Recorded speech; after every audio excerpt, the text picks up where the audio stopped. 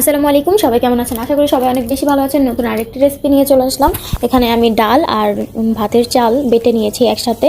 এখন আমি এখানে পেঁয়াজ কুচি আর মরিচ কুচি দিয়েছি, স্বাদ মতো দিয়েছি লবণ।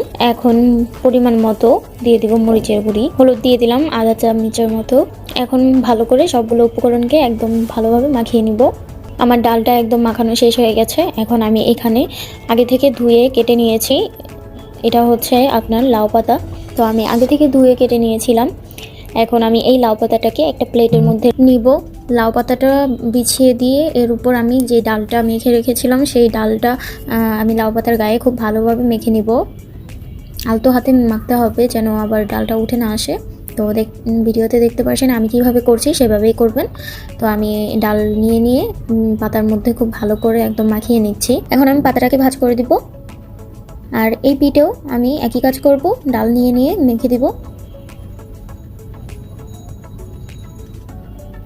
তো এইভাবে আমি লাউ পাতার বড়াগুলো সবগুলো রেডি করে নিব। তো দেখতে পাচ্ছেন আমি একে একে করে সবগুলো লাউ পাতার বড়া রেডি করে নিচ্ছি। এই রেসিপিটা আসলে বাসায় আপনি ট্রাই করে আমাকে জানাবেন যে কত মজা হয় এই রেসিপিটা। আসলে এটা না খেলে বুঝতে পারবেন না যে এটা কত বেশি মজার হয়। এটা ভাতের সাথেও, গরম গরম ভাতের সাথে সার্ভ করতে পারেন, খুবই মজা লাগে ভাতের সাথেও। আবার ভাত ছাড়াও আপনি খেতে পারেন শুধু। তো আমার সবগুলো পাতার বড়া রেডি করা হয়ে গেছে। এখন আমি একে একে করে একটা তাওয়া বসিয়ে তাওয়ার মধ্যে তেল দিয়ে আমি একে একে করে ভেজে নেব। আর এই বড়াটা তাওয়াতে দেওয়ার পর অবশ্যই ঢাকনা দিয়ে ঢেকে রাখতে হবে যেন পাতাটা সিদ্ধ হয়।